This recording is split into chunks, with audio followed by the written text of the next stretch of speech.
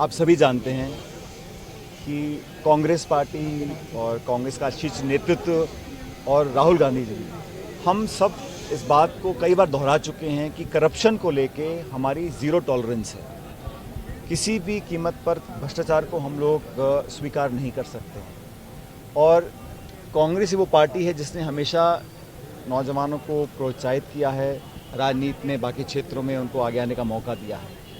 तो नौजवानों के साथ अगर कहीं गलत होता है या कहीं उनके साथ नाइंसाफ़ी होती है तो मैं समझता हूँ पार्टी हमेशा उसके खिलाफ रही है।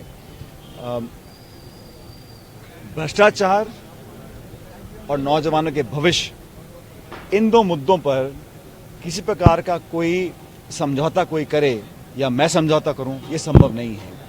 अभी 1-2 दिन पहले मेरी बात दिल्ली में हुई थी। कांग्रेस का जो शीर्ष नेतृत्व है, अध्यक्ष जी हैं, बाकी सब लोग हैं, जो मांगे मैंने रखी थी उसका पूरा संज्ञान पार्टी को भी है।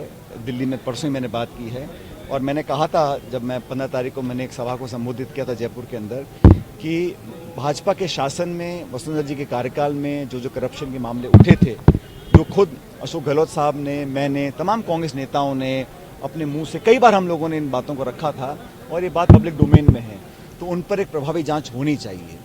और जहाँ तक राजस्थान पब्लिक सर्विस कमीशन है, वहाँ पर काफ़ी पद खाली पड़े हैं और कुछ नियुक्तियाँ ऐसी हैं जो मैं समझता हूँ बेहतर हो सकती हैं। इसलिए उसका मूल चूक उसमें परिवर्तन लाना, उसकी फंक्शनिंग में, उनकी नियुक्तियों में मापदंड तय हों और जो हमारे लाखों लाख बच्चे जो बड़ी मुश्किल से शहरों में जाकर मकान और कमरे किराए पे लेते हैं, कोचिंग और ट्यूशन में पैसा खर्च करते हैं, साल 2 साल मेहनत करते हैं, उसके बाद अगर उनके साथ धोखा हो जाता है तो उन लोगों के पास कुछ लोग ओवरेज हो जाते हैं, कुछ के घर परिवार वालों को आर्थिक बहुत दिक्कतें आती हैं, तो उन लोगों की आर्थिक मदद हम लोग करें। मैं समझता हूँ ये मैंने मुद्दा उठाया था और मैं समझता हूँ इस मुद्दे पर कार्रवाई सरकार करेगी।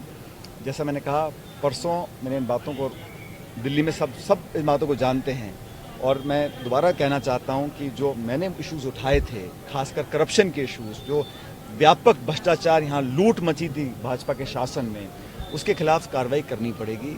और जो नौजवानों को इंसाफ दिलाने की बात थी, उस पर मैं समझता हूँ किसी प्रकार का समझौता करना संभव नहीं है। और मैं उम्मीद करता हूँ, क्योंकि आज मेरे ख्याल महीने का आखिरी दिन है और मैंने 15 मई को इस बात को कहा था कि सरकार इस पर जल्द कार्रवाई करे और ये बात सब जानते हैं।